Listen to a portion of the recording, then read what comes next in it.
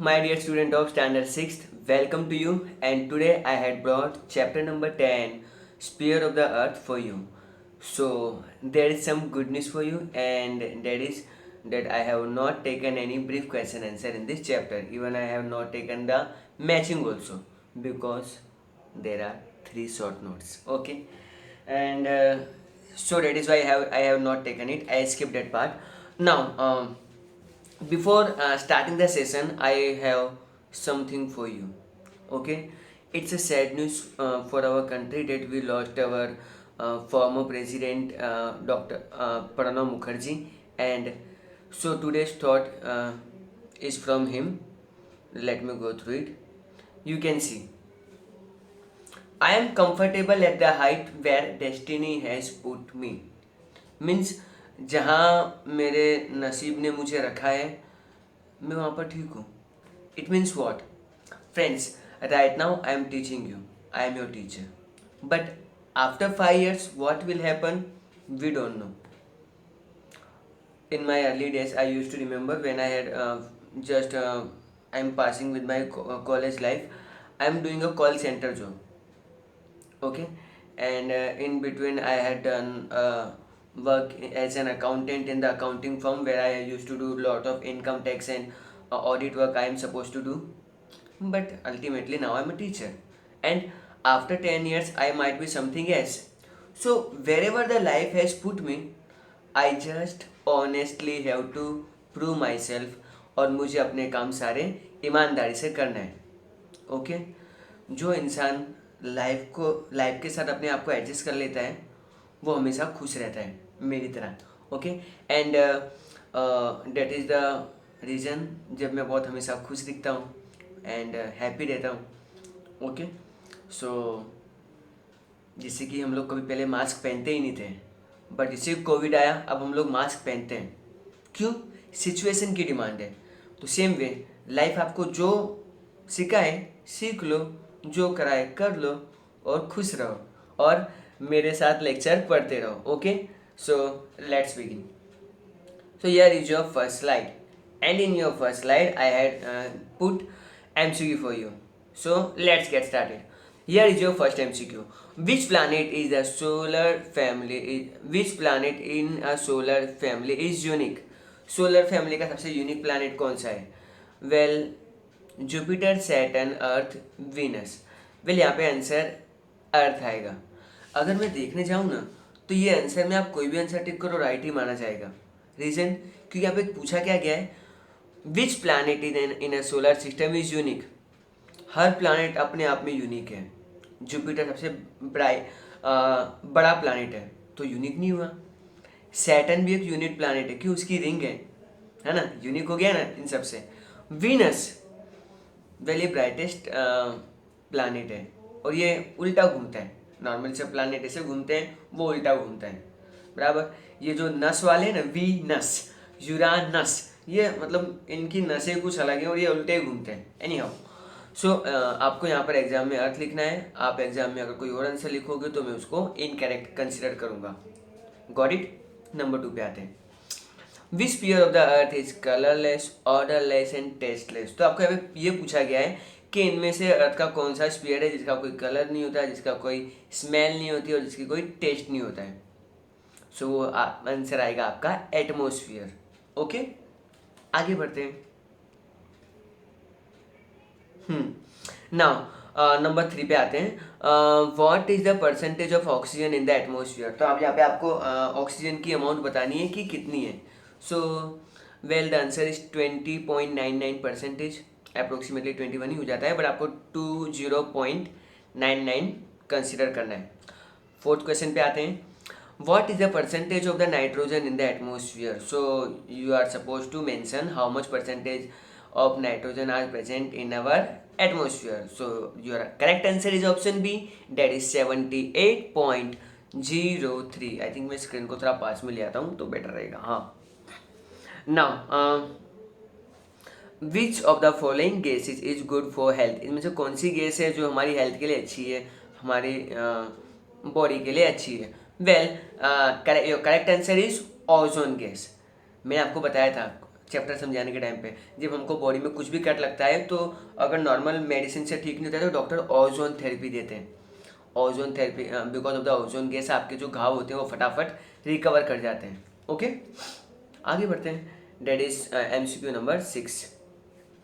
या sound can be hear due to which medium on earth.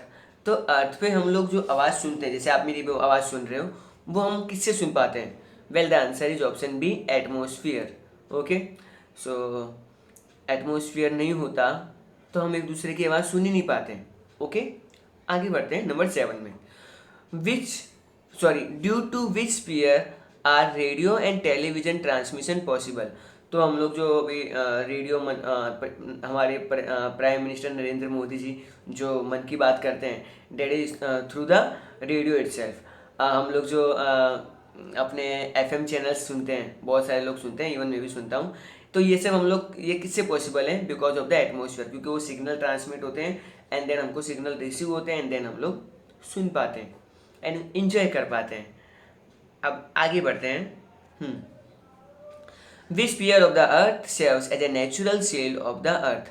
Your answer is option B. हमने discussion किया था, asteroid जब अर्थ पे आता है तो एटमोसफियर उसको तहस नहस कर देता है। ओके, छोटे मोटे एस्ट्रॉइड को तो हमारा एटमोसफियर ऐसे ही संभाल लेता है। प्रॉब्लम कब होती है? जब बड़े वाले मीटरॉइड और एस्ट्रॉइड आते हैं तब।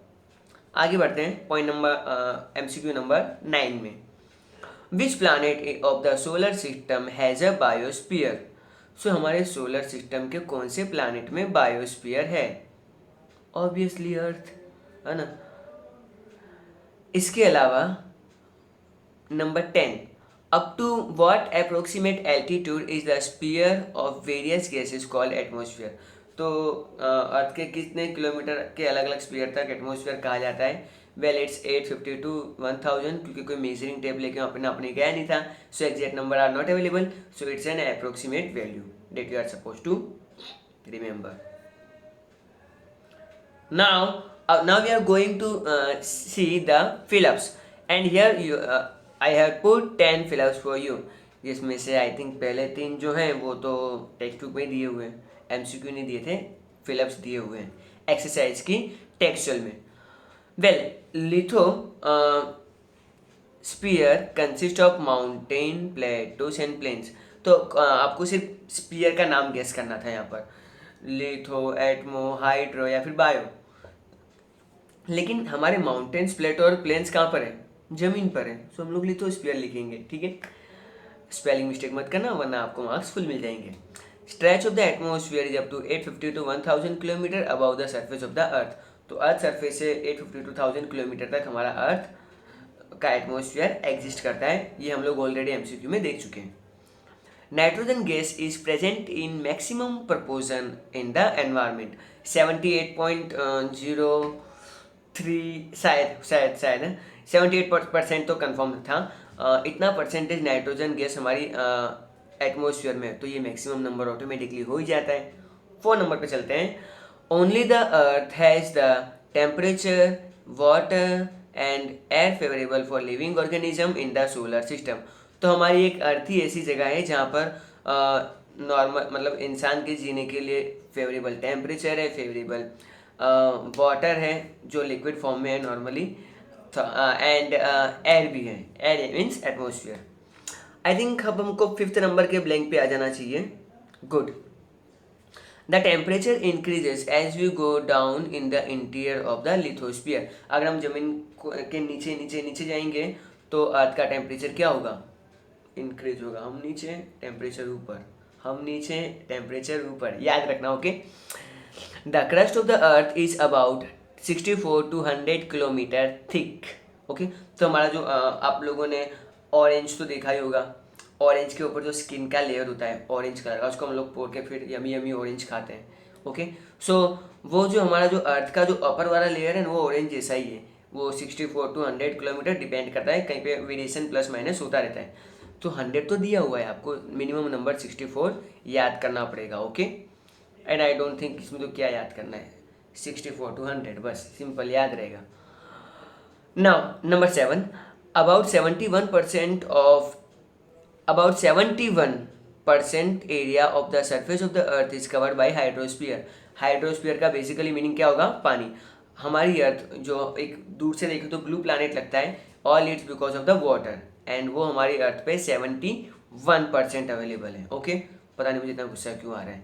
Any how, the saline water of the ocean constitutes 97% of the water on the earth. Means हमारी जो अर्थ पे जितना भी पानी अवेलेबल है उसमें से 97% पानी खा रहा है, जो हमारे किसी काम का नहीं है, जो हम लोग पी नहीं सकते। क्या करें, क्या कर सकते हैं बोलो। Point number 9, oceans are the store house of protein rich food for humans. ये basically point number 9 non vegetarian लोगों के लिए है, जो सी फूड खाते हैं एंड जिसमें बहुत सारी नॉन वेज चीज़ें आती हैं, एंड ये जितनी भी चीज़ें आती हैं ये बहुत ही high amount of proteins contain करती है, प्रोटीन रिच होती है। ओके, एंड आई थिंक जो एथलीट्स होते हैं, जो जिम ट्रेनिंग करते हैं, उनको इसकी ज़्यादा रिक्वायरमेंट होती है, तो वो लोग ये सब चीज़ें कंज्यूम भी करते हैं। चलो पॉइंट नंबर 10 पे चलते हैं। As carbon dioxide gas is heavy, it is found more in the lower strata of the atmosphere. Atmosphere के नीचे वाले पार्ट में हमको कार्बन डाइऑक्साइड देखने को मिलेगी, क्योंकि ये बहुत ही हैवी है। ओके, मेरी आवाज़ में भी हैवीपन आपको फील हुआ होगा। आगे बढ़ते हैं। Now we are going to see the true और false. So number 1, existence of the oxygen in the environment is up to the height of 150 kilometre. I think ये 150 किलोमीटर नहीं होगा, कुछ और ही होगा, जो हम लोग आगे डिस्कस कर लेंगे। ओके, सो ये फॉल्स आएगा, बाकी सारे आपके ट्रू हैं, मैं ऑनेस्टली बता देता हूँ। So the ocean have become our waterway. हाँ, अगर हम लोग पानी को अपना वाटरवे यूज़ कर सकते हैं, हमको बस एक शिप पुट ऑन करनी है और आराम से हम लोग कहीं पे भी जा सकते हैं by setting on the ships. So अभी हम लोग आगे बढ़ते हैं, and that is the number 3, biosphere consist of variety of life form. Yes, हमारे बायोस्फीयर में अलग अलग टाइप की वेराइटीज़ हैं, इंसान भी आ गए इसमें, वेजिटेशन भी आ गए इसमें, एनिमल्स भी आते हैं। Okay, point number 4, biosphere develop on the earth surface because of water and air. तो हमारे अर्थ सरफेस पे जो पानी और हवा है उसी की वजह से बायोस्फीयर डेवलप हो पाया है, जो सच है, क्या कर सकते हैं। Point number 5, ozone gas protect living being on the earth surface from the UV rays, जिसको हम लोग अल्ट्रावायलेट रेस भी कहेंगे, of the sun. True. Okay, हमारी अर्थ पे एक सुरक्षा कवच है जिसको हमने ओजोन लेयर बनाया है, एंड वो हमारे सन से आने वाली हार्मफुल अल्ट्रावायलेट रोज को धरती पे पहुंचने से रोकता है। अगर वो आ जाती है तो क्या होगा? हमारी स्किन कैंसर्स के केसेस बढ़ जाएंगे एंड ऑल डेट। आगे बढ़ते हैं, and this time I had put answer the following question in short. Short question answer है, ओनली 5 हैं। Okay, and short and sweet भी हैं। सो फ्रेंड्स, यहाँ पर आपको सिर्फ ये 5 शॉर्ट क्वेश्चन आंसर देखने को मिलेंगे। I have not taken any matching, I have not taken any brief question answer. Okay, वो क्यों नहीं लिया? क्योंकि 3 शॉर्ट नोट पढ़ने हैं आपको। Okay, it might be possible कि आगे आने वाले चैप्टर्स में आपको शायद शॉर्ट नोट ना मिले, लेकिन कहीं ना कहीं से तो बैंड बजेगी बजेगी। ओके, आगे बढ़ते हैं। Which are the main sphere of the earth? So basically there are 4 main sphere of the earth. Lithosphere number 1, number 2 hydrosphere, number 3 atmosphere, and number 4 is biosphere. So ये बहुत सिंपल आंसर था। I think एक बार पढ़ लो, हमेशा के लिए दिमाग में रहेगा, बट ध्यान से। आगे स्पेलिंग मिस्टेक मत करना। What is meant by lithosphere? अब इसमें से जो 4 स्फीयर हमने पढ़े, इसमें जो लिथोस्फीयर इसका मतलब क्या होता है? ओके, तो ये लिथोस्फीयर का होवत है, चलो देखते हैं। Lithosphere means soil. So litho का मतलब होता है सॉइल। ओके, मैंने स्फीयर ज़्यादा जो जो उसमें बोल दिया। The upper crust of the earth is made up of soil and solid matters. हमारा जो अर्थ का जो अपर वाला पार्ट है, ऊपर वाला पार्ट है, वो बहुत सारी मिट्टी से एंड सॉलिड पार्टिकल से मिक्सअप होने के बाद बना हुआ है। So the land area on the surface of the earth is called lithosphere. तो जो ऊपर का, अर्थ के ऊपर का जो लैंड एरिया है उसको हम लोग क्या कहेंगे? हमारा lithosphere. Point number question number 3 पे आते हैं, that is what is hydrosphere made up of? तो हमारा हाइड्रोस्फीयर किससे बना है? हाइड्रोस्फीयर मीन्स पानी। ओके, पानी में क्या, पानी से क्या क्या बनता है? So let's see. Well, the area surrounded by water on the surface of the earth is called hydrosphere. The very first line आपको हाइड्रोस्फीयर का डेफिनेशन प्रोवाइड करती है, जो सच है। जो भी एरिया पानी से कवर है हमारी अर्थ पे, उसको हम लोग हाइड्रोस्फीयर कहेंगे। It include oceans, seas, bays, gulf, lakes, ponds, rivers etcetera. Okay, ocean या सॉरी सी यानी सागर, ओशन यानी महासागर, बे यानी खाड़ी, बे ऑफ बंगाल, बंगाल की खाड़ी। ओके, गल्फ मुझे पता नहीं क्या बोलते हैं, लेक्स तालाब होते हैं आपके, पॉन्ड्स भी तालाब भी हो सकते हैं, रिवर्स यानी आपको इन सब जगह पर पानी देखने को मिलेगा। ओके, क्वेश्चन नंबर 4 पे आते हैं। Which are the main gases in the atmosphere? तो हमारे एटमोसफियर में कौन सी गैसेस अवेलेबल है, that we are suppose to mention. So the gases which are available, only name you are suppose to remember, that is nitrogen, oxygen, argon, मे भी ऐसे ही प्रोनाउंस करते होंगे, carbon dioxide, ozone etcetera are the main gases of the atmosphere. Okay friends, तो हम लोग अब अपने लास्ट वाले क्वेश्चन आंसर पे आ जाते हैं। Who is included in biosphere? Biosphere में क्या क्या हम लोग इंक्लूड कर सकते हैं? That is the biosphere include human beings, vegetation and animals. Okay, ये आपको याद रखना है। आई होप आप लोग तो इसको बहुत इजीली याद कर ही लोगे, because I know you are very smart students. Okay, I forget to mention but I have taken to give reasons also. मुझे कहीं लगा कि ये गिव रीजन आपको पता होना चाहिए। वेल, क्योंकि आप पहला क्वेश्चन पढ़ोगे तो आपको थोड़ा मजा आएगा। Well, the question is mountaineers carry oxygen bottles while climbing up mountain. तो जो माउंटेनर्स होते हैं, जो मतलब माउंटेन्स की ट्रैकिंग करने जाते हैं, माउंट एवरेस्ट पे चढ़ने जाते हैं, तो ये जितने भी माउंटेनर्स होते हैं अपने साथ एक बॉटल कैरी करते हैं। एक्चुअली बॉटल्स की जगह सिलेंडर वर्ड प्रॉपर था, लेकिन अभी आप बॉटल को ही सिलेंडर समझो। एंड वो अपने साथ कैरी करते हैं, क्यों? क्योंकि हाइट पे जाके ऑक्सीजन लेवल डाउन होता है और वो अपने आप को ऑक्सीजनेट रखने के लिए बोतल कैरी करते हैं, वरना किसी को शौक थोड़ी बोतल लेके ऊपर जाएगा। आगे बढ़ते हैं। Point number 1, mountaineer carry oxygen बोतल वाइल क्लाइंबिंग अ माउंटेन। तो जब वो माउंटेन क्लाइंबिंग करते हैं अपने साथ बोतल को कैरी करते हैं। Because the amount of oxygen decreases as the mountaineers climb, जिससे इससे वो ऊपर जाता है ऑक्सीजन का लेवल डाउन होता है। At the higher altitude the climber find breathing difficulties. तो ऊपर जाने में उसको सांस में प्रॉब्लम आने लग गई। And due to the decrease of oxygen, जैसे ऑक्सीजन कम होगा हमको सांस लेने में तकलीफ होगी, चक्कर आएंगे, इवन हम लोग बेहोश भी हो सकते हैं। और प्रॉपर मेडिकल हेल्प नहीं मिली तो शायद जान भी जा सकती है। सो रिस्क लेना थोड़ा मुश्किल रहेगा, सो बेटर कि हम लोग थोड़ा ऑक्सीजन कैरी करके जाएं। That is why mountaineers carry oxygen bottles while climbing the mountain. Atmosphere serves as a natural shield for the earth. हमारा एटमोसफियर जो है ना, वो हमारी अर्थ का नेचुरल शील्ड है। ये हम लोग कैसे कह सकते हैं?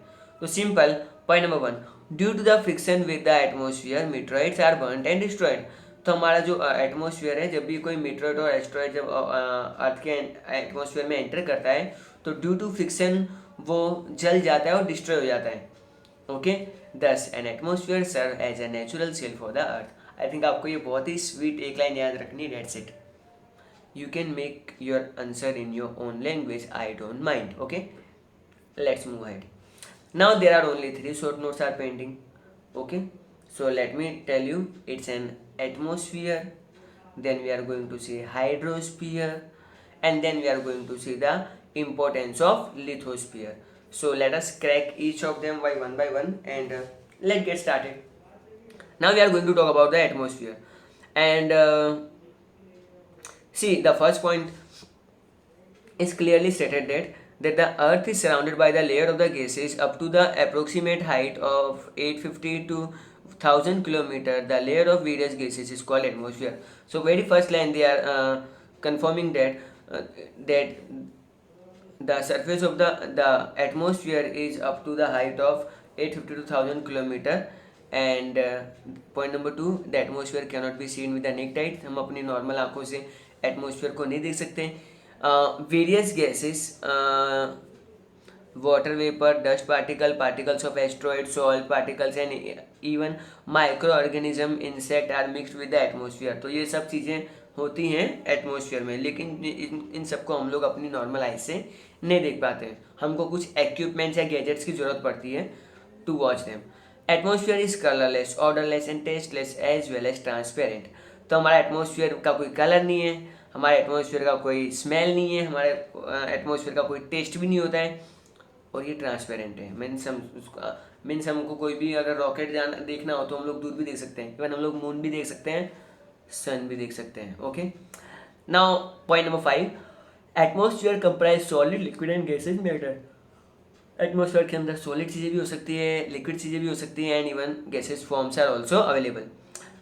Major gases in the atmosphere are nitrogen, oxygen, argon, carbon dioxide and ozone. So ये आपकी नॉर्मल गैसेज हैं जो हमारे एटमोसफियर पे होती है। The atmosphere near the earth surface is dense, और एटमोसफियर क्या है, अर्थ के सरफेस से बहुत घना होता है। क्यों?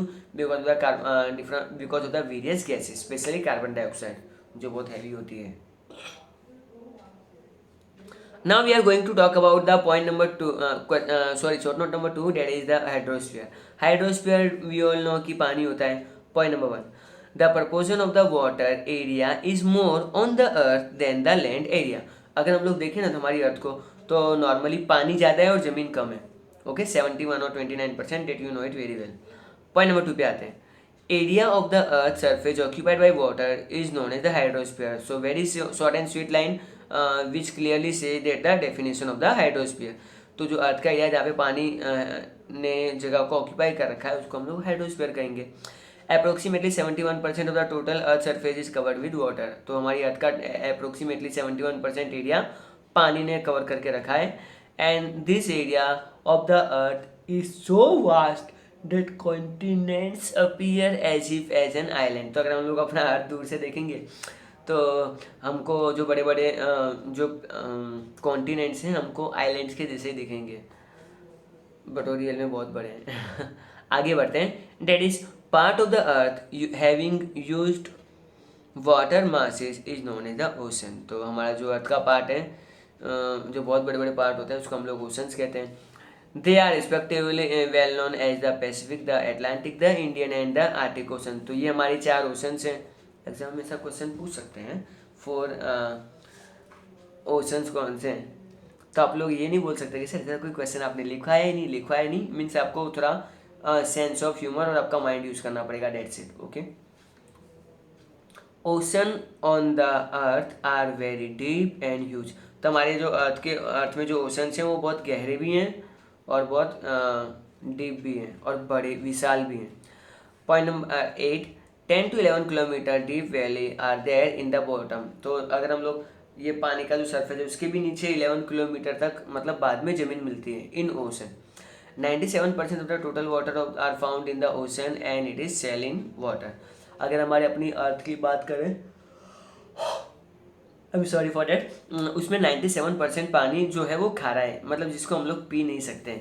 Okay, and remaining water approximately 2/3 is in the form of the ice sheet on the poles और the other high mountains like the Himalayas.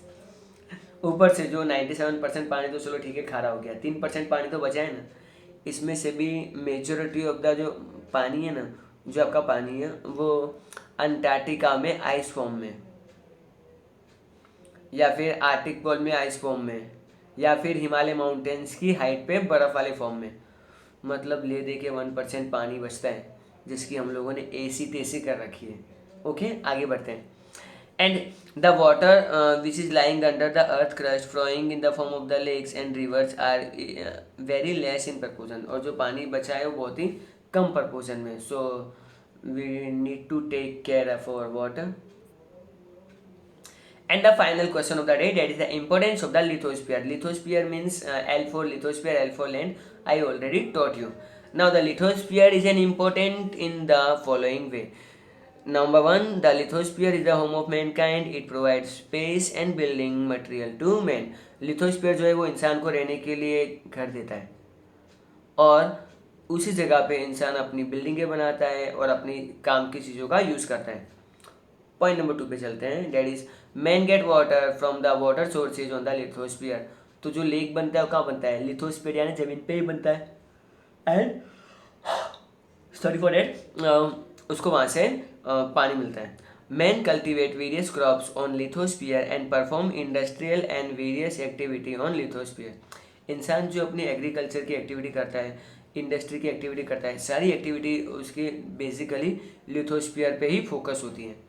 Now number 4, lithosphere is a dwelling place of the vegetation, animals, forest, grass, plain animals, etc.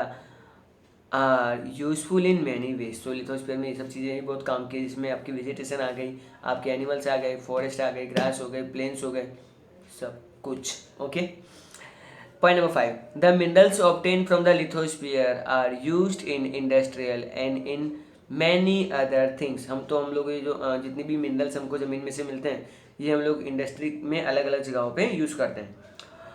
Point number 6, the existence of the human and the development of the human civilisation is due to the lithosphere.